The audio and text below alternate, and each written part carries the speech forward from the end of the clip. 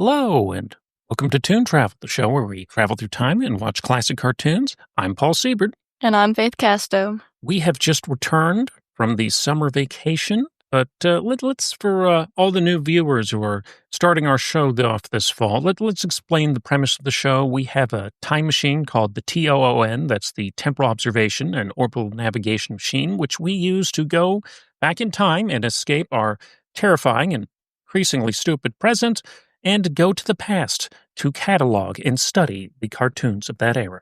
Yeah, unfortunately, we can't do much else, but that's all right. We are doing pretty well with the cartoons so far. Oh, yeah, and there's that thing about me being a giant squirrel. Yeah, we still haven't figured that out. I think it might have to do with the time traveling itself. Maybe something else. We'll see. Yeah, I may have messed up with the family timeline, added a squirrel to the family tree. It could be radiation from the time machine. Yeah, I probably shouldn't have ordered that cheap time machine off of Amazon.com, but...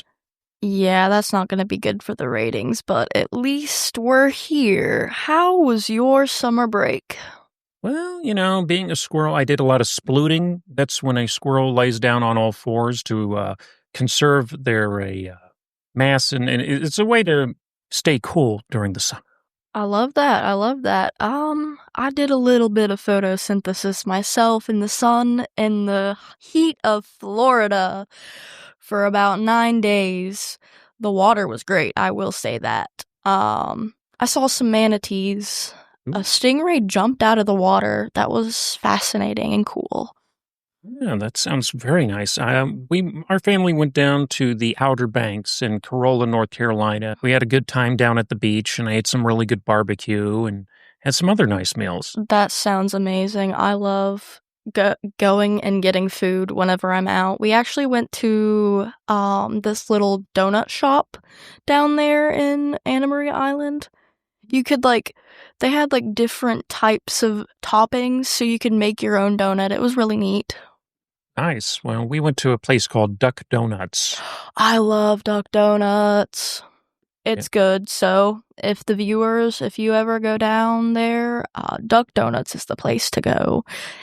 It's like a better version of Crumble.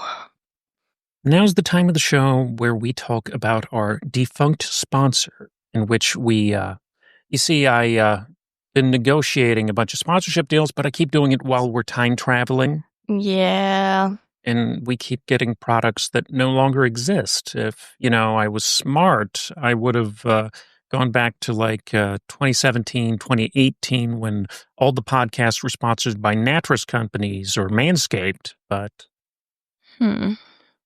anyway, our defunct sponsor are Boise's Potato Crisps.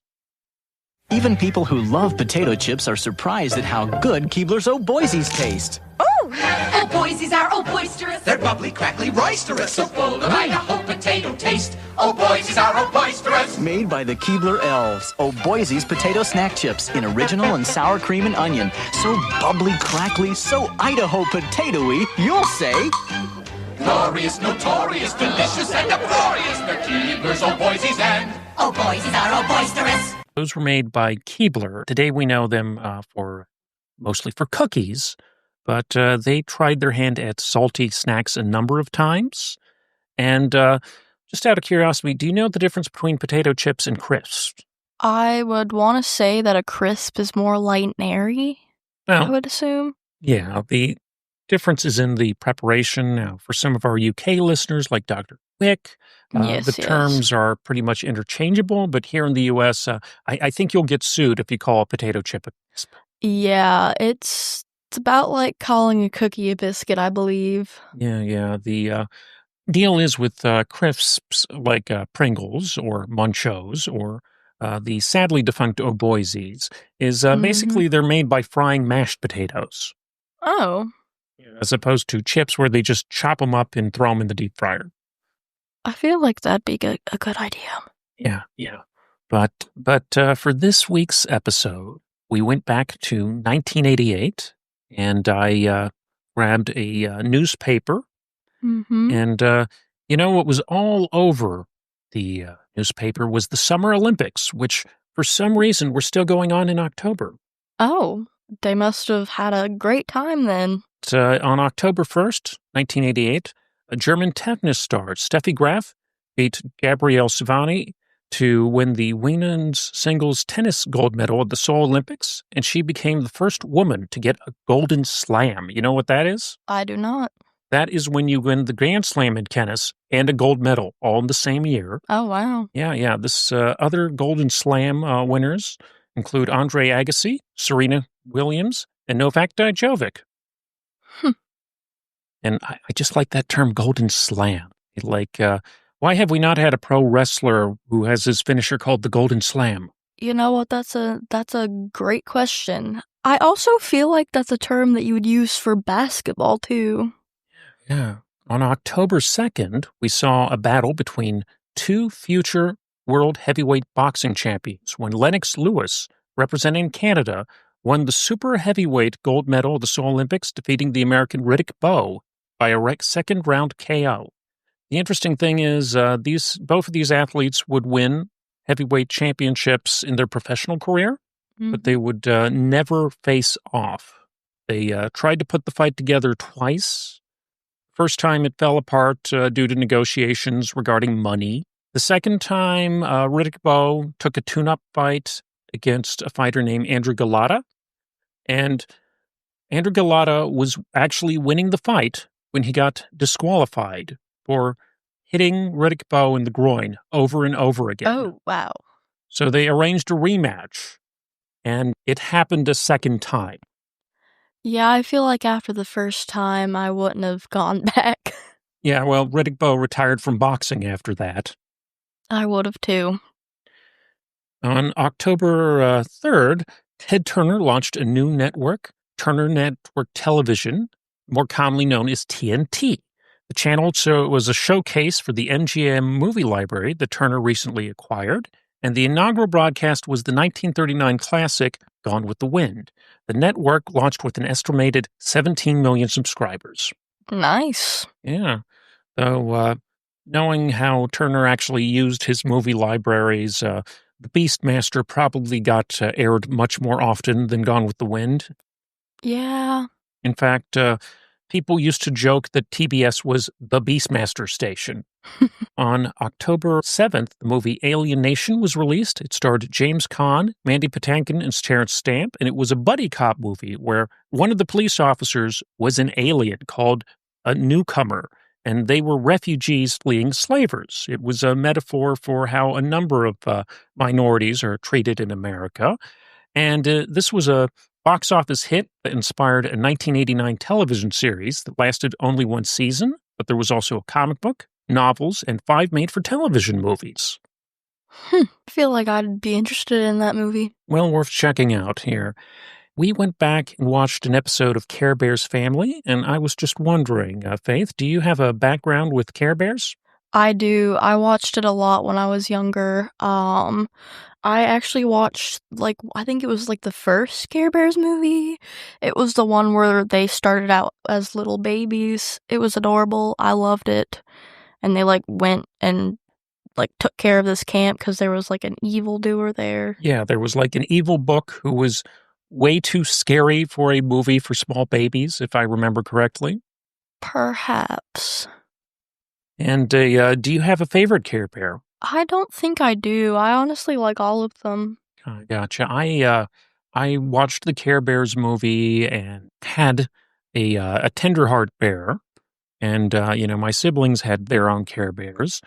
But it's kind of one of those things because I had the toy and I certainly took it to bed. They were very high quality teddy bears. Yeah, I actually had Cheer Bear, I think. But as far as the cartoons go, I much preferred Disney's Adventures of the Gummy Bears.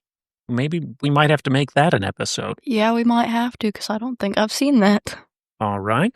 Well, let's talk a little bit about the history of Care Bears. In 1967, American Greetings introduced a character called Holly Hobby for a line of greeting cards, and a line of dolls marketed by the Knickerbocker Toy Company were a great success. In 1997, the company also introduced a character called Ziggy, who would appear in a long-running comic strip, which I think is still running today. And inspired by the success of Holly Hobby and Ziggy, the greeting card company launched a new subdivision started by Tom Wilson, the creator of Ziggy, called Those Characters from Cleveland. It's now called Cloudco, which it basically served as a factory to create and manage new IP. Can you guess what their first hit was? I'm not for sure. Maybe teddy bears? Well, that's a little bit in the future. In 1881, they introduced a property called Strawberry Shortcake. And Oh, okay. yeah, and little girl who talks in a very annoying way would generate 500 million in retail sales in dolls and figurines and all sorts of merchandise. And that is actually still very popular today. You can even go to Five Below and find little, like, the original vintage strawberry shortcake themed stuff. Yeah. Other characters developed by those characters from Cleveland include Mad Balls. Those were balls with scary monster faces. They had Popples, which were these rabbit like plush toys that could fold up into balls. And the Get Along Gang, which we may have to talk about in a future episode. That was a cartoon that Mark Evanier hated working on so much that he would routinely dunk on it when he moved on to work on Garfield and Friends. Hmm. Anyway, a deal was struck with Kenner to develop a new line of teddy bears.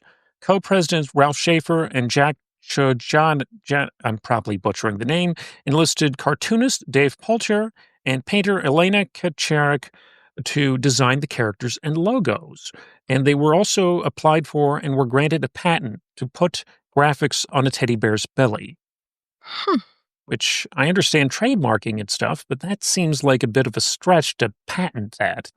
Yeah, I mean, I guess you do what you have to do. And this was an even bigger success than Strawberry Shortcake. It would generate $2 billion worth in sales in the first 2 years alone of toys and cards and all sorts of. You couldn't throw a rock without hitting something Care Bears themed in the 80s. Yeah, I could imagine. I'm sure a bunch of little girls had Care Bears themed rooms. So that brings us to the Care Bears cartoon. In 1983, 2 animated pilots were made. The Care Bears in the Land Without Feelings and the Care Bears Battled the Freeze Machine. And they were animated in Ottawa by Atkinson Film Arts. 2 years later, in March 1985, saw the release of the Care Bears movie. The film was produced by Nelvana, an animation studio that we talk about quite a bit on this show, and distributed by the Samuel Goldwyn Company. It had a $2 million budget. It would gross more than $34 million worldwide. So huge hit, and much would be made of the fact that it grossed more than Disney's The Black Cauldron. Wow. It's sort of like the situation this summer where a lot of these armchair animation pundits are like, oh, Disney must be on the rocks because Elio did bad and K-pop Demon Hunters did really good. But yeah, they actually got Netflix a box office award, I believe. Yeah, well, it was the top draw at the box office this weekend. They actually had it in movies for 2 days this weekend. Yeah. We might have to make an episode about it. No, I still need to catch it. But my point is they're apples and oranges. And the Black Cauldron and the Care Bears movie are 2 films that are as different as can possibly be. For sure. Anyway, the film would have 2 theatrical sequels. September 1985 saw the release of a DIC-produced Care Bears cartoon that aired in syndication, and 11 new episodes would join the 2 pilot episodes. In 86, the cartoon's name was changed to Care Bears Family, which introduced the Care Bears cousins, which are the various animals that the Care Bears hang out with that are not bears, but they all have names like... Yeah, like Tree Heart is a pig. There's Lionheart the lion. Yeah. And, well, it's Braveheart is the lion. Yeah, Braveheart. And a Treatheart is the pig. And, but yeah, production was moved to Toronto's Nelvana Studios, the same studio that produced be a movie, and the cartoon would air on ABC for 2 seasons before moving to syndication for the final season, and it would run a total of 49 half-hour episodes. Hmm. So a little below the 65 episode mark that a lot of successful syndicated cartoons in the era went to. That's kind of interesting. I Yeah. was wondering if it got bundled with the DIC cartoon to get a little close to that line. I don't know. There are a lot of Care Bears like shows even today, I Yeah, believe. yeah. So the last 3 episodes of the show were actually a serialized version of a TV movie called The Care Bears Nutcracker Suite. And the syndicated series went in a particularly weird direction during the series' last season, with the characters inexplicably thrust into different settings, such as a game show, a workout video, and adventures in prehistoric times.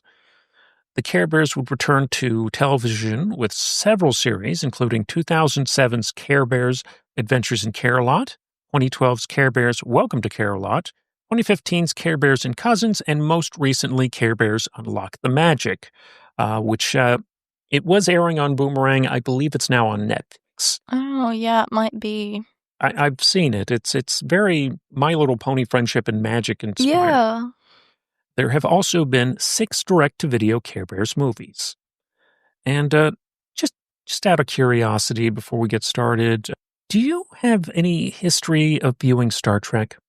I actually do not, but I have seen some stuff, and one of the fellow podcast members, Caitlin, she is obsessed with it.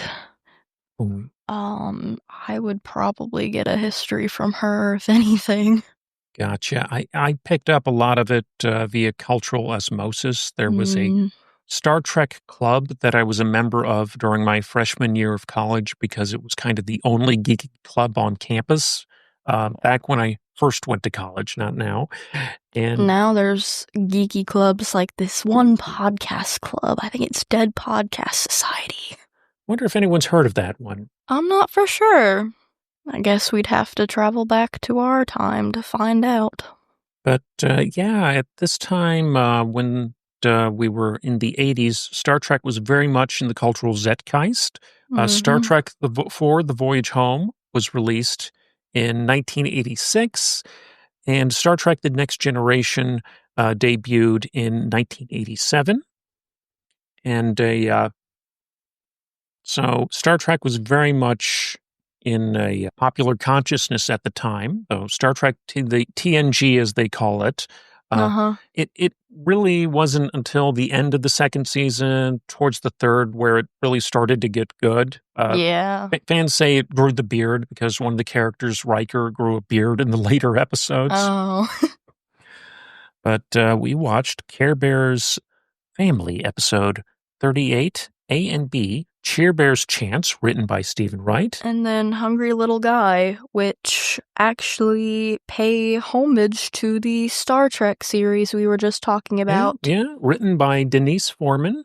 First, and these aired on October the 6th, 1988.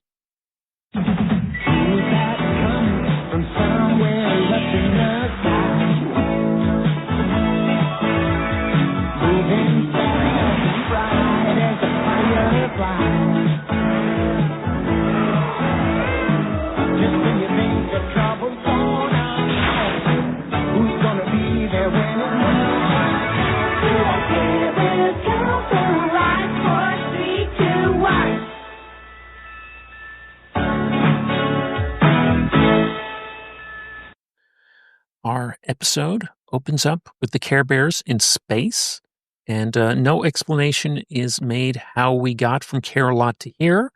Can you just imagine a modern show? Let's say Bluey. Uh-huh. Like, but what if just one week you're a small kid watching Bluey and the whole family is on a spaceship? No explanation.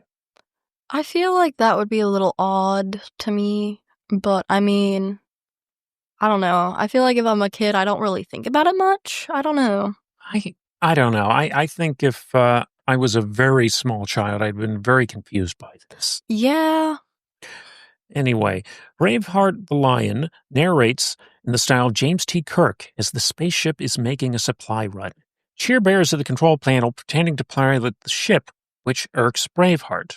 Cheer Bear complains that she's tired of being a telephone operator, which is a nod to a critique of the original Star Trek, of how Uhura didn't get much to do in the series, despite being a very important black character. Yeah, she actually had a lot of, limited opportunities, so she had a lot of limitation throughout the series. Yes, a lot of episodes where she was just on spacesuit. Braveheart points out that Cheer Bear does not have enough experience to pilot, but Cheer asks, how do I get enough experience if you don't let me try? And as someone looking for a new job, I can relate. Oh, yeah. Braveheart tries to give Cheer a pep talk, but they bonk into each other in a little slapstick. He says she might get a chance to co-pilot very soon. We meet our villains, Beastly and Shrieky, who are dressed up as if they were in a Buck Rogers cereal. I guess they didn't get the memo this was a Star Trek parody. I guess not. They snuck aboard the ship, and No Heart, who is the series villain, normally he's a wizard. He's been promoted to Emperor here now that they're in space, and he orders them to capture the Care Bears or else. They have a cage that they've decided to throw the Care Bears in, and that's basically their entire plan. Beastly improvises and decides to sabotage the ship's engine. Grumpy Bear, who I guess is the Scotty of the group. So if you watch the original Star Trek, McCoy is totally the Grumpy Bear of a Star Trek. Mm-hmm. Grumpy decides to go to fix the engine, and Beastly pulls out a phaser gun that shoots a butter knife and captures Grumpy. Grumpy says that if the engine isn't repaired soon, the ship will crash, and our villains don't believe him, and Grumpy is 100% justifiably grumpy about this. Braveheart goes back to check on Grumpy and gets captured by Shrieky and Beastly's bumbling. It's really a wonder that they managed to capture any Care Bears, but they still do it. Which I believe this happens 2 or 3 more times with the others, and then we're just left with Cheer Bear, who inevitably has to take over. Yeah. They capture Brightheart the raccoon and Treatheart the pig, and I don't know which one of them is supposed to be the Spock. Brightheart sets the ship on autopilot, but he later estimates the ship is going to crash in 2 minutes. Shrieky and Beastly confront the last Care Bear standing, and Beastly manages to attempt to take control of the ship, but he screws up and sets the ship on a crash course with the planet. The villains escape, but Cheer restarts the engines and saves the day. And the villains wind up landing on the planet only to crash into some mud while No Heart browbeats them.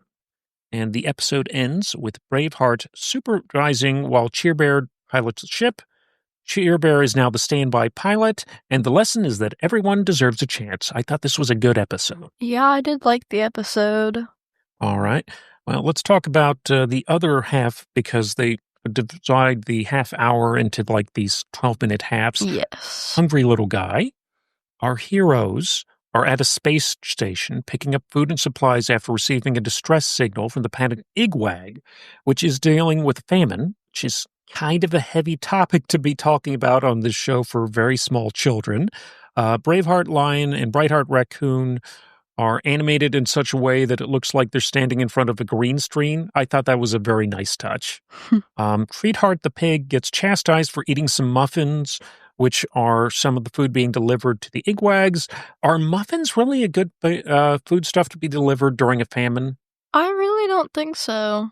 I feel like they'd need nutritious foods and water, but we don't. These are aliens. For all we know, they could be like the aliens from Mac and Me. They get more powerful if they eat junk food. Or like the gremlins. Yeah. Once again, Shrieky and Beastly have snuck aboard the space station. Beastly suggests sabotaging the mission by making the food supplies disappear. Shrieky steals credit for his idea. And as fate would have it, another alien called a Gobblegurt that can eat super fast has found its way aboard the station. They sneak the Gobblegurt onto the Care Bear ship. But yeah, Braveheart orders Grumpy Bear to fetch a snack for the crew, and Grumpy is justifiably grumpy about this because this is not his job. They, as established in the previous episode, he's the engineer. He's got stuff to do to keep the ship floating. Yep. He discovers the storage room is in disarray and all of the food is gone. Braveheart and the crew immediately suspect Treatheart and are uncharacteristically jerks about it.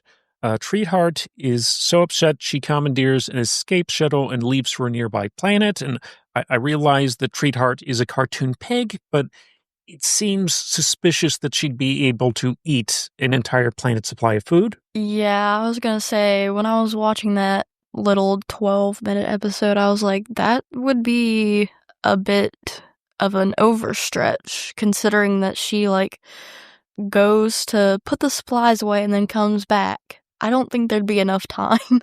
Yeah, and well, I'm just wondering, is Igwag a very small planet, or is the SS Friendship, that is the name of the Care Bear's very toyetic-looking spaceship, is it one a part of a fleet going there to help with the humanitarian mission? And then you have to ask, do Care Bears follow the Prime Directive, which in Star Trek means they can't interfere with the natural development of a planet? So I guess this would be okay under Starfleet rules, like you can deliver food, but you can't deliver a food replicator machine. Yeah. So Grumpy discovers that a carrot is the last piece of food on the ship, and the Gobblegurt appears and steals it. The crew realizes that the reason for the food disappearing is the Gobblegurt, and they all owe an apology to Treatheart, who is missing. And on an alien planet, meanwhile, Shrieky and Beastly have followed Treatheart and have set a trap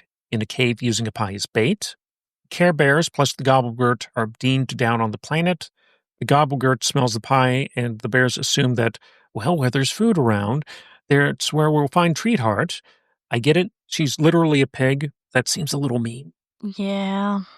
The crew rushes into the cave and gets caught in the trap.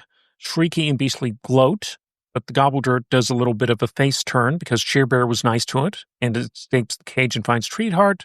Then it distracts the villains so Treatheart can help the Care Bears escape. The villains flee, the crew apologizes to Treatheart, and we learn our lesson that we shouldn't rush to judgment, and that people are innocent until proven guilty.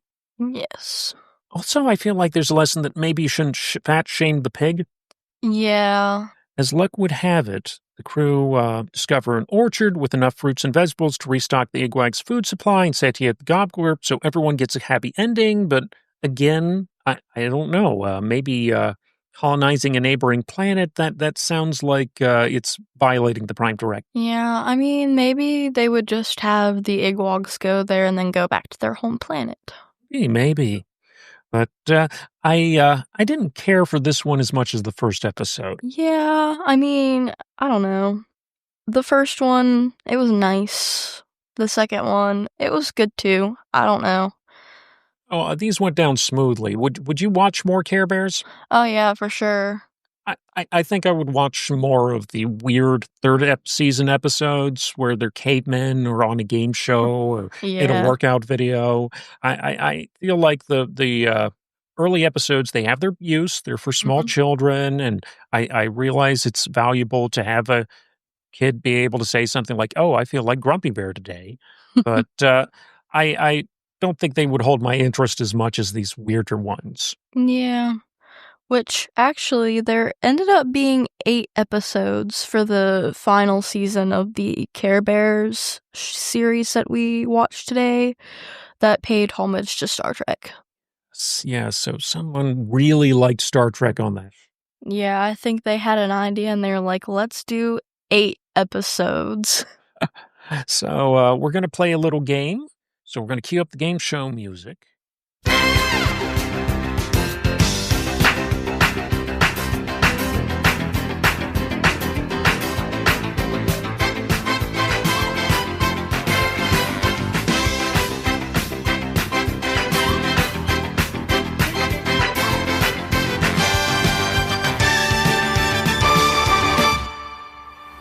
This episode's game is called Do You Care, Bear? I'm going to name a cartoon bear, and you can guess whether they are a Care Bear or not. You got to get a Alrighty. score of 3 to win. Oh, All right. So, the first bear, Gusto. not a Care Bear. That is correct. You have a point. Gusto is a gummy bear voiced by the legendary Rob Colson. We might have to talk about gummy bears later on the show. Yeah, All right. Next one, Lotso Huggin' Bear. that's a Care Bear. Oh, wrong. Lotso is the antagonist of Toy Oh, Story yeah. 3, voiced by Ned Beatty.